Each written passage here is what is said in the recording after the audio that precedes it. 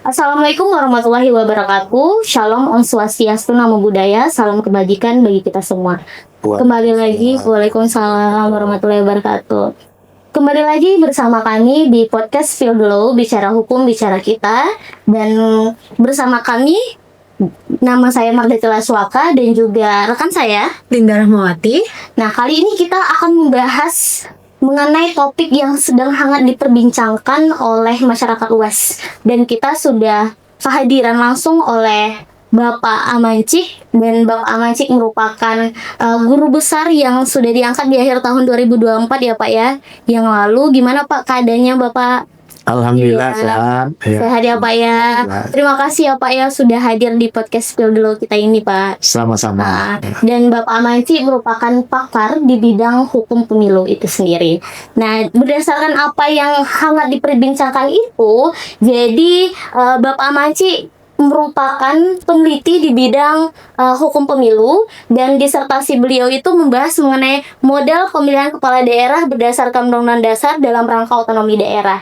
Dan ini menarik untuk teman-teman baca, dan kita akan membahas ini lebih mendalam. Dan di dalam disertasi Bapak Pak, di dalam pasal 18 ayat 4 Undang-Undang Dasar 1945 di perubahan kedua itu kan menyatakan bahwa gubernur, bupati, dan wali kota masing-masing sebagai kepala pemerintahan daerah, provinsi, kabupaten, dan kota dipilih secara demokratis. Dan Bapak menekankan di dalam disertasi Bapak itu di pasal 18 ini tidak memberikan arahan yang jelas terhadap model pemilihan kepala daerah sehingga menimbulkan multitafsir. Dan ini menjadi menarik diperbincangkan karena adanya wacana pemilihan kepala daerah ini kembali bergulir Pak di tahun 2025 awal ini, apalagi itu ada Bapak Bahlil itu adanya mencanangkan di dalam pidato beliau bahwa ada nih wacana untuk pemilihan kepala daerah melalui DPRD, dan kita akan membahas bagaimana menurut Bapak itu sendiri. Nah, di sini Pak, kalau dengan adanya pemilihan kepala daerah melalui DPRD, menurut Bapak sendiri, apakah ini selaras dengan kedaulatan rakyat dan demokrasi konstitusional dalam Undang-Undang Dasar 1945? Ya, baik. Ketika kita berbicara tentang persoalan pemilihan kepala daerah, tentu yang perlu kita cermati itu dasar atau landasan konstitusional kita, yaitu Undang-Undang Dasar 45. Nah, di dalam Undang-Undang Dasar 45 itu memang menjelaskan kedaulatan rakyat itu ada di tangan rakyat, kan gitu ya. Dilaksanakan berdasarkan Undang-Undang Dasar. Nah, Undang-Undang Dasar kita di dalam pasal 18 ayat 4 mencantumkan pengaturan bahwa gubernur, bupati, wali kota dipilih secara demokratis. Nah, oleh sebab itu saya katakan, maka pemilihan kepala daerah ini tidak jelas apakah ini wajib dilaksanakan secara langsung atau juga wajib dilaksanakan melalui perwakilan. Nah, oleh sebab itu, ini diberikan kepada rakyat keinginan menentukan pilihan tertinggi dalam menentukan model pemilihan kepala daerah. Nah, oleh sebab itu, kalau kita lihat dari perjalanan pemilihan kepala daerah ini, dulu sebelum pemilihan langsung, itu dipilih oleh Dewan Perwakilan Rakyat. Nah, terutama di dalam Undang-Undang nomor 22 tahun 22 tahun berapa? 99 ya. 99. Undang-Undang nomor 22 tahun 99. Nah, tentu ini mengalami suatu persoalan yang terjadi dalam proses penyelenggaraan pemerintahan daerah. Banyak hal-hal yang terjadi dan berimplikasi kepada rasa ketidakadilan demokrasi. Nah, di situ ada penyimpangan-penyimpangan yang dilakukan, ya katakanlah mungkin oleh oknum lembaga DPRD, sehingga ini menciderai rasa demokrasi itu.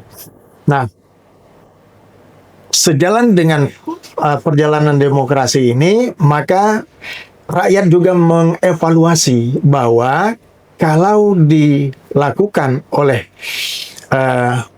DPRD dalam pemilihan kepala daerah ini, maka ada kelemahan-kelemahan dan ini mencerminkan rasa ketidakadilan dan mencederai rasa demokrasi yang ada di masyarakat. Nah, oleh sebab itu, pada tahun 2004 melalui Undang-Undang 32 terjadi perubahan.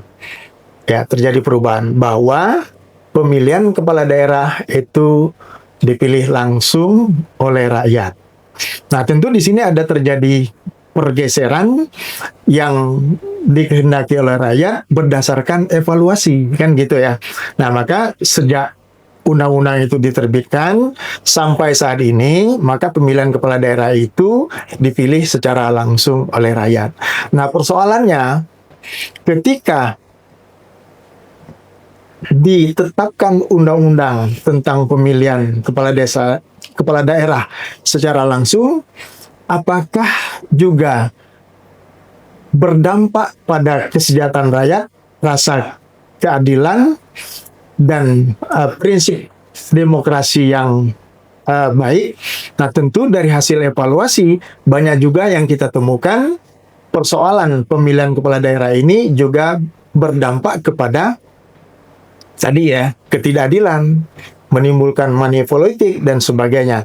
Nah, ini yang menjadi landasan evaluasi.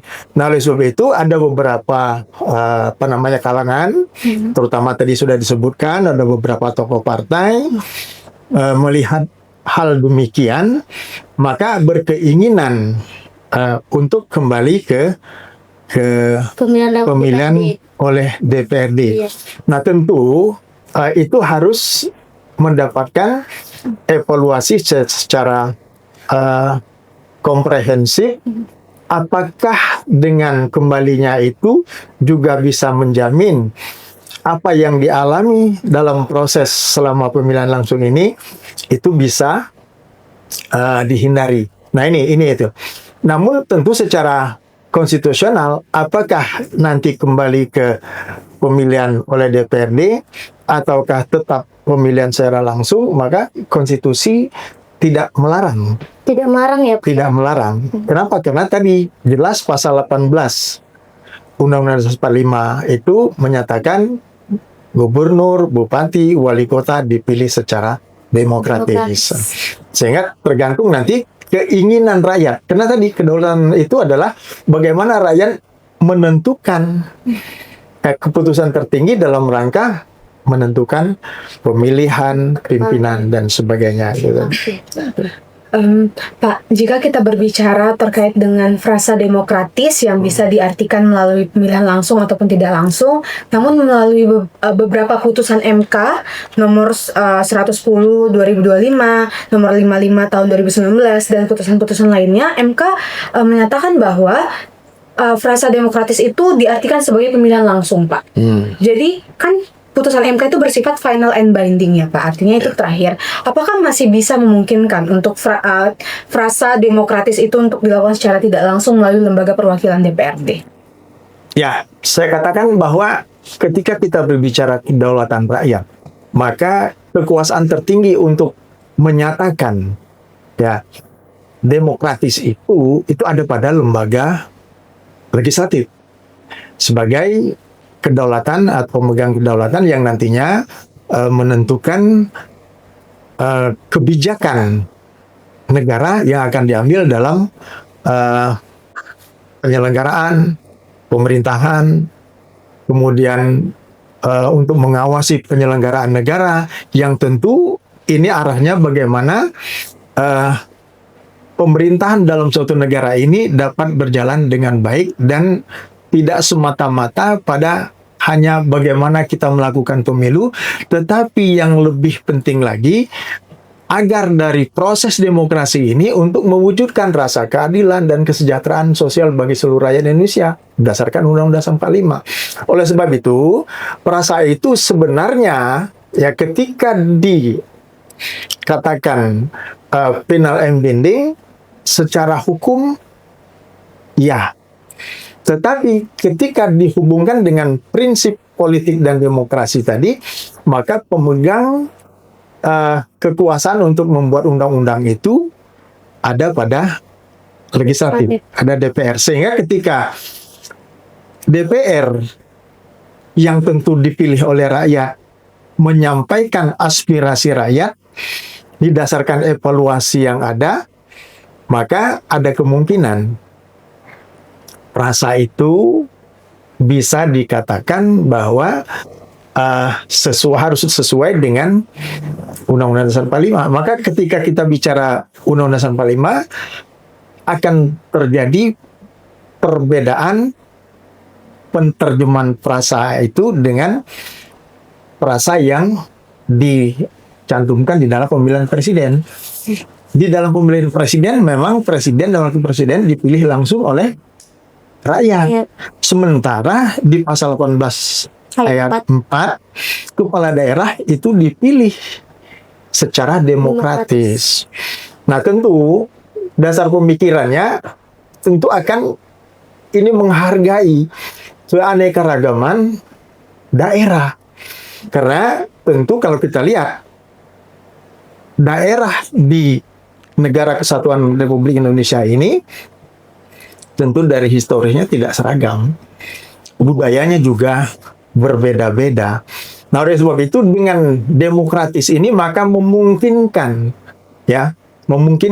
bahwa ketika daerah itu sudah sanggup, baik itu dari pengetahuan politik, pendidikan politik, ekonominya, etika moralnya, untuk melaksanakan terjemahan frasa demokratis itu dinyatakan pemilihan pilkada secara langsung, maka secara konstitusi maka dimungkinkan.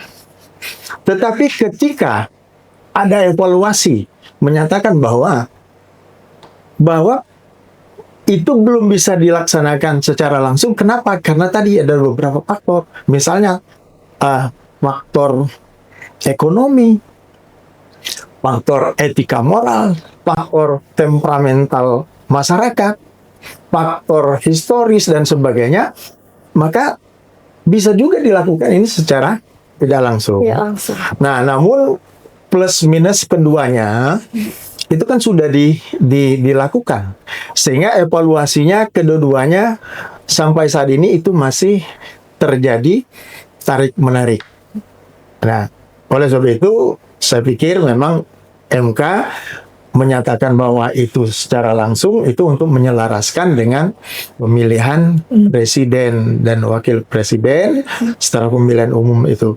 Tapi tentu kalau menurut saya pasal 18 ayat 4 itu tetap harus dimaknai demokratis itu disesuaikan dengan prinsip-prinsip keanekaragaman yang ada di daerah.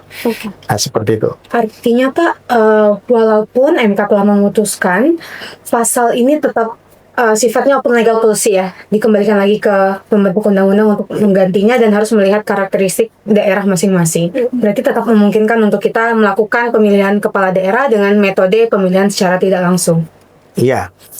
Nah, oleh sebab itu saya katakan dari hasil evaluasi maka pemilihan secara tidak langsung itu bisa jadi nanti ada model-model kan gitu ya. Tidak semata-mata itu dilakukan oleh DPRD.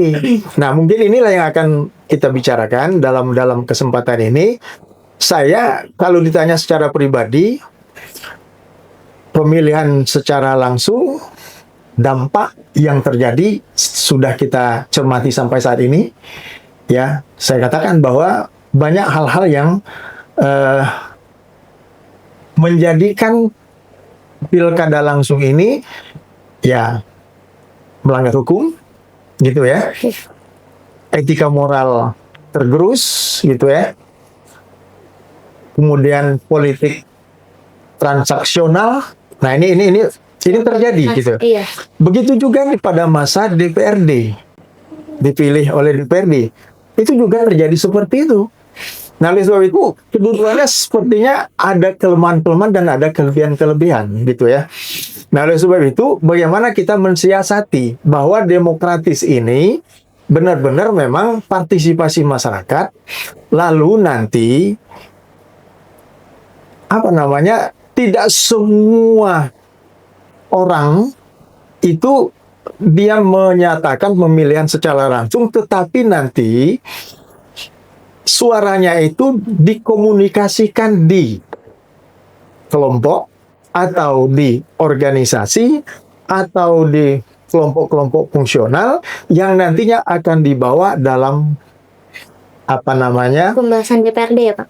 proses untuk pemilihan kepala daerah. Nah, oleh sebab itu saya katakan, maka secara pribadi saya katakan kalau ansih dikembalikan kepada DPRD, maka saya juga kurang sependapat. Kurang setuju ya Pak ya? Ya, kurang sependapat. Walaupun secara konstitusional itu boleh. Diperbolehkan. Nah, sehingga begitu juga persoalan secara langsung kita pahami seperti ini gitu ya. Nah, ini juga tidak bertentangan dengan konstitusi, boleh secara langsung. Nah, namun bagaimana jalan keluar untuk mencari titik temu Oke. agar apa namanya demokratis itu tetap memiliki partisipasi masyarakat secara komprehensif, tetapi lebih sederhana, lebih berkualitas, dan memperoleh pengawasan antara para pemilih tadi. Nah, oleh sebab itu, maka di dalam disertasi itu saya tawarkan, jadi pemilihan kepala daerah secara demokratis itu dipilih oleh majelis pemilih. Majelis pemilih. Majelis pemilih ya, Oke. pemilih gitu ya. Nah, majelis pemilih itu terdiri dari DPRD plus. DPRD plus maksudnya seperti Nah, apa? DPRD plus Bukan. itu artinya ketika kita berbicara tingkat daerah, di daerah itu terdiri dari stratifikasi sosial yang beraneka ragam. Oke, tingkatan ya Pak? Di dalam daerah itu Tingkatan masyarakat. masyarakatnya, lihat dari fungsinya, lihat dari apa namanya strukturnya. Maka di situ ada fungsional-fungsional yang nantinya bisa mengatasnamakan kelompok-kelompok atau organisasi atau rakyat yang ada di daerah.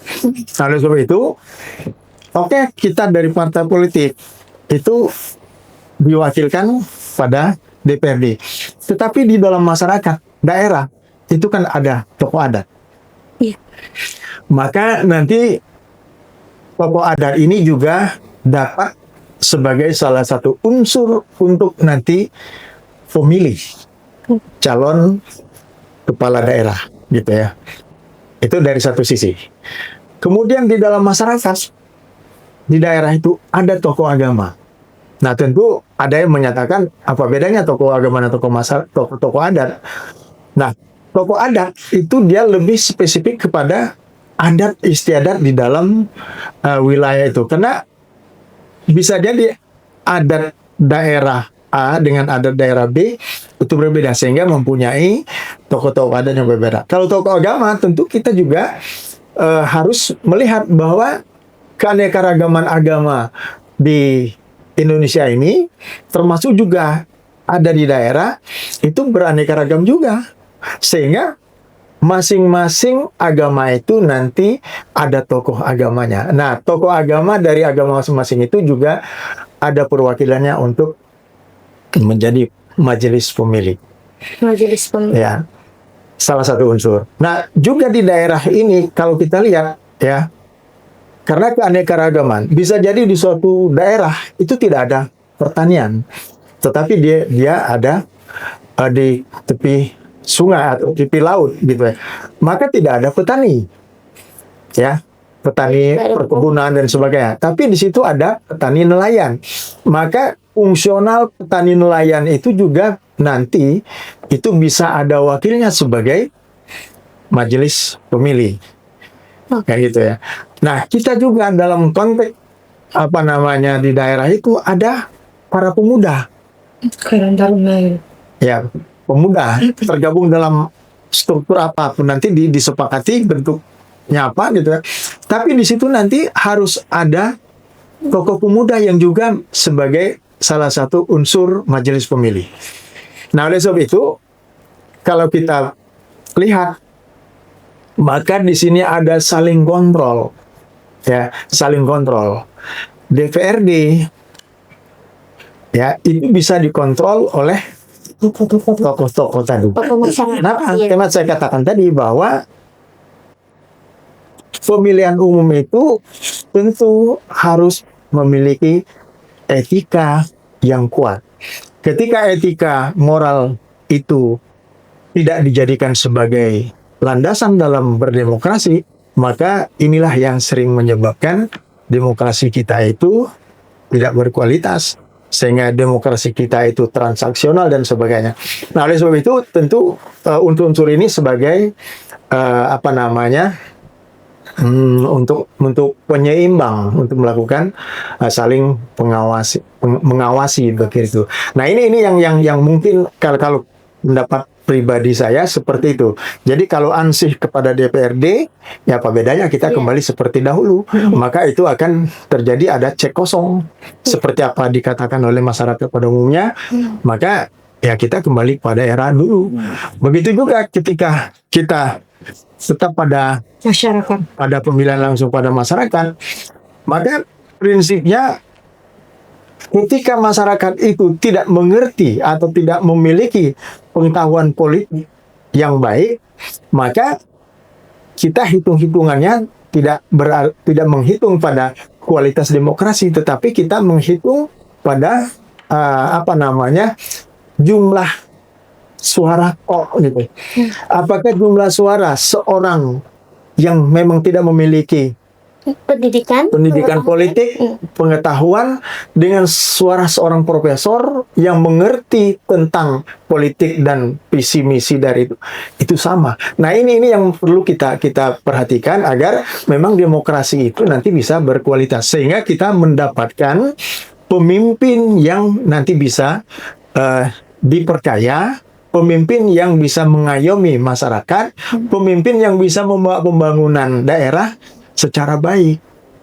Nah, ini ya seperti itu. Jadi ini menarik ya Pak. Bapak mengusulkan suatu ide adanya pemilihan kepala daerah yang berdasarkan keberagaman dan keadilan. Yang mana berdasarkan keberagaman dan keadilan ini karena kita ini berdasarkan sejarahnya memang sudah ada pemilihan secara langsung dan juga pemilihan secara tidak langsung, dan ini digabung menjadi satu, dan pemilihan itu bisa dilakukan DPRD pos tadi ya Pak ya. DPRD itu dilakukan DPRD dan juga beserta tokoh-tokoh masyarakatnya ya Pak. Bahkan itu tokoh masyarakat itu akan berbeda sesuai dengan kebutuhan daerahnya masing-masing. Ada di daerah agraris, ada daerah pertanian, ada di daerah pinggiran laut, dan yang lain-lain Pak. Nah, ini sesuatu hal yang baru dan menarik untuk kita bahas ya Lin ya. Karena mengapa? Karena ini ada sesuatu ide yang fresh ya Pak. Meskipun ini belum pernah, kalau menurut Mardetila sendiri, ini belum pernah dibahas di dalam pembahasan jurnal itu pun, hanya jurnal Bapak yang Mardetila temukan. Nah, kalau berdasarkan ini dan ini diterapkan, seandainya ini diterima oleh kepala daerah dan juga legislatif kita sendiri, apakah ini tidak mengurangi prinsip kedaulatan rakyat? Demokrasi itu sendiri Pak, karena memang tadi Bapak menyatakan bahwa ada orang yang tidak berpendidikan nih, ada yang kurang berpendidikan, ada juga yang profesor nih, tingkat suaranya itu sama. Apakah tidak, boleh nih semuanya memilih kayak gitu. Namun bobot poin bagi profesor dan juga bobot poin bagi akademisi ini lebih 3 kali lipat dari yang orang biasa. Itu gimana Pak? Pertimbangan model pemilihan kepala daerah yang ideal diterapkan untuk selanjutnya Pak? Ya. Jadi secara teori bahwa demokrasi itu kan bisa langsung dan bisa tidak langsung, direct demokrasi dan indirect demokrasi. Nah, ketika dia langsung maka menggunakan sistem mekanisme, itu tadi ya, sistem proporsional dan sebagainya. Tetapi ketika dia tidak langsung maka dia bisa didasarkan kepada organisasi atau kelompok-kelompok. Dari kelompok-kelompok mereka itulah nanti mereka bermusyawarah. Kenapa demokrasi kita demokrasi Pancasila? Ketika berbicara demokrasi Pancasila, maka kita didasarkan juga pada prinsip musyawarah mufakat. Ya, keterwakilan itu nanti musyawarah mufakat. Sehingga misalnya kelompok petani ketika mereka di daerah pertanian pegunungan gitu ya. otomatis bahwa kelompok petani itu mengerti betul pembangunan yang akan dibawa oleh calon bupati nanti, misalnya terkait dengan pertanian. Oleh sebab itu, wakil yang dikirim oleh kelompok petani itu mesti orang yang paham, orang yang memiliki wawasan, orang yang memiliki pengetahuan yang luas tentang bagaimana pembangunan pertanian di daerah itu yang nantinya akan ditawarkan, akan diberikan masukan kepada misalnya calon bupati dan sebagainya ketika pada saat calon bupati itu memberikan pemaparan tentang visi misi dan sebagainya. Nah, oleh sebab itu tentu pengawasan yang dilakukan oleh unsur atau utusan dari kelompok tadi tentu dia tahu persis gitu ya, bagaimana visi misi calon itu dan akan dibawa kemana, sehingga dia bisa menentukan kalau misalnya 3 calon.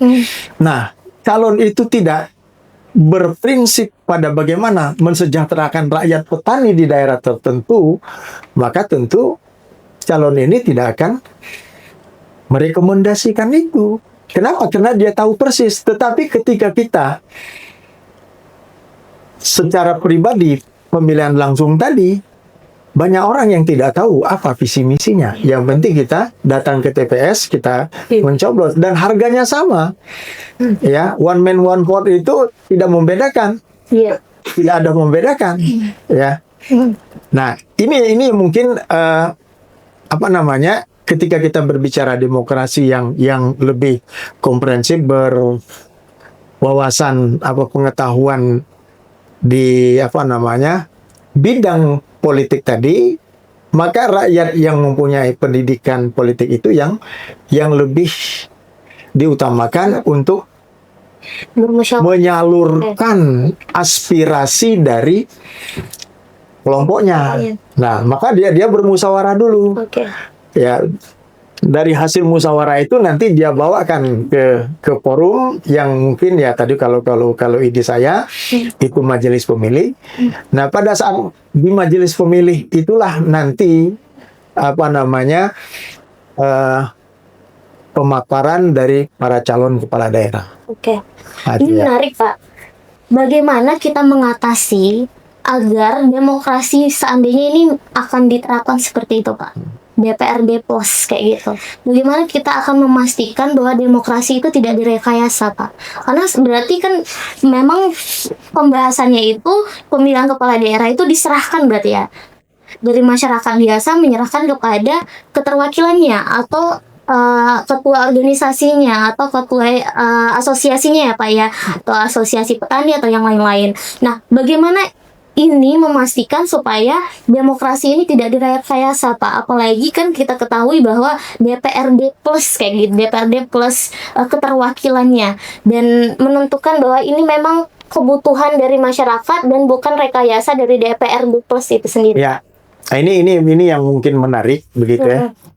Ketika kita pemilihan secara langsung, apakah kita dapat secara langsung juga bersuara? Memberikan protes, memberikan masukan kepada bupati terpilih? Tidak bisa. Tidak bisa.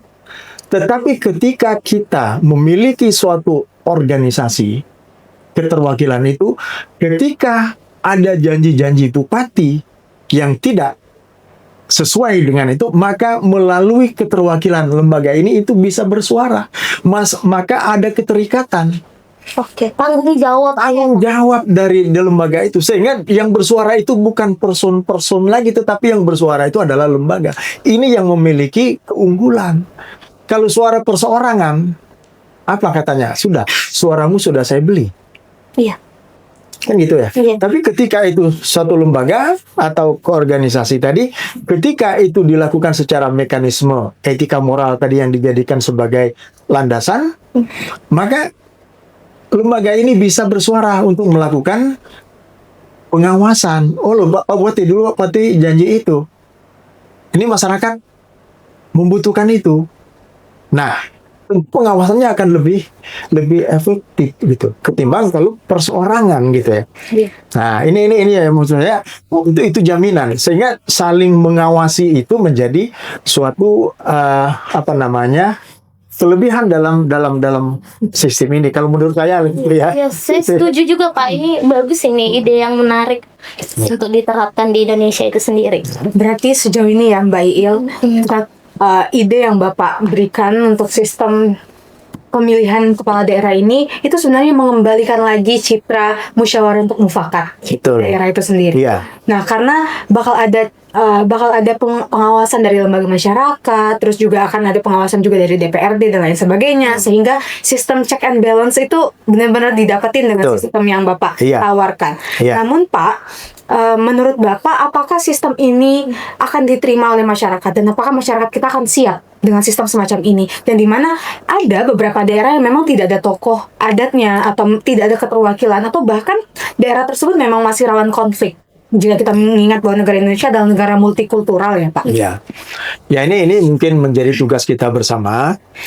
Ya itu tadi bahwa kita harus menyadarkan kepada masyarakat yang memang kalau dari pengamatan saya masyarakat sekarang ini sudah terkontaminasi pendapat yang salah sudah menjadi seolah-olah benar, sehingga demokrasi yang mereka tunggu 5 tahun sekali itu adalah demokrasi transaksional. Nah ini yang menjadi persoalan. Oleh sebab itu, peranan tokoh masyarakat, peranan tokoh adat, peranan tokoh pemuda, gitu ya, peranan para fungsional yang ada di dalam masyarakat itu harus mengembalikan bahwa demokrasi ini adalah muaranya untuk kesejahteraan rakyat daerah kita. Sehingga jangan dipelihara kemiskinan. Kalau kemiskinan dipelihara, maka demokrasi kita akan pasti rame 5 tahun sekali akan mengharapkan amplop. Nah ini yang menjadi persoalan. Dan ini memang tidak gampang gitu ya. Saya yakin juga tidak gampang. Tetapi ketika kita ingin menciptakan demokrasi yang berkualitas, kembali lagi ke marwahnya bahwa demokrasi kita adalah demokrasi Pancasila yang musyawarah mufakat, terutama dalam konteks pilkada. Kenapa pilkada ini dia daerah itu bersentuhan langsung dengan budaya, bersentuhan langsung dengan rakyatnya, yang tentu ini akan menjadi kekuatan dalam rangka membangun daerah. Nah, jadi itu memang sesuatu yang tidak gampang, tetapi saya yakin ketika kita sepakat untuk mengembalikan itu, mudah-mudahan ini menjadi solusi yang jalan tengah antara perdebatan tarik-menarik antara pemilihan langsung dengan atau DPRD gitu ya. Nah oleh sebab itu saya mencoba untuk berpikir tadi kita mencari jalan tengah demokrasi yang perwakilan tetapi lebih komprehensif, lebih apa namanya, melibatkan partisipasi masyarakat yang luas gitu. Betul ya. Ini pertanyaan terakhir ya Pak ya. Jadi ini ide yang menarik dan seandainya nih Pak, dan ini juga kemungkinan adanya RUU perubahan pemilu dan pilkada ya Pak. Iya. Apa saran dan harapan Bapak terhadap legislatif kita, DPR dan juga presiden kita terhadap pemilihan kepala daerah untuk selanjutnya? Ya kalau saya katakan harapan saya disesuaikan dengan karakter daerah kita ya, NKRI ini, maka sudah sebaiknya kita melakukan pemilihan kepala daerah yang pertama mencerminkan kualitas demokrasi. Itu yang pertama. Yang kedua, kita harus menghargai partisipasi masyarakat yang berkualitas. Jadi tidak one man one vote. Karena tadi itu ada dampak. Dampaknya apa? Dampaknya sekarang hampir setiap orang menjadi salah menafsirkan pemilu atau demokrasi itu adalah ajang berpesta pora untuk mendapatkan amplop. Sehingga di situ pemilu kita sudah dimanai demokrasi transaksional. Nah ini yang mungkin perlu kita perhatikan. Oleh sebab itu, bagaimana caranya? Maka harapan saya kalau memang ini dapat dipertimbangkan, maka salah satu solusi yang dapat dilakukan di dalam undang-undang tentang pilkada itu mungkin ini sebagai masukan untuk dapat dipertimbangkan sehingga nanti ke depan pemilihan kepala daerah itu bisa berjalan dengan baik, mengurangi intrik-intrik money politik, dapat dilakukan saling check and balances tadi, sehingga harapannya pemerintahan daerah berjalan dengan baik, kemudian pembangunan dapat berjalan dengan baik, ekonomi masyarakat dapat berjalan dengan baik, sehingga benar-benar demokrasi itu mewujudkan kesejahteraan rakyat. Kesejahteraan rakyat ya. Ya, itu. Jadi tujuan utama dari itu kesejahteraan rakyat. Saya pikir itu. Menarik sekali ya Mbak Iil, pembahasan kita pada hari ini. Kita menemukan suatu solusi yang baru dan fresh banget, bahwa sebenarnya pemilihan kita ini bisa untuk tetap ada partisipasi bermaknanya, tetap bisa untuk dikembalikan oleh DPRD untuk check and balance, dan masyarakat akan tetap terlibat langsung dalam proses pengawasan dan lain sebagainya, dan muaranya adalah mengembalikan citra demokrasi kita menjadi musyawarah untuk mufakat di daerah dengan melihat karakteristik daerah itu masing-masing. Terima kasih banyak Bapak atas pembelajaran yang sangat berharga pada siang hari ini. Mungkin terakhir ini kita kutip dari disertasi Bapak, yaitu cerdas membaca kondisi, bijak dalam bertindak, jujur dalam bersikap, ikhlas dan sabar dalam cobaan. Semoga kita sebagai masyarakat Indonesia bisa menyikapi wacana ini dengan baik dan tetap berpikir positif.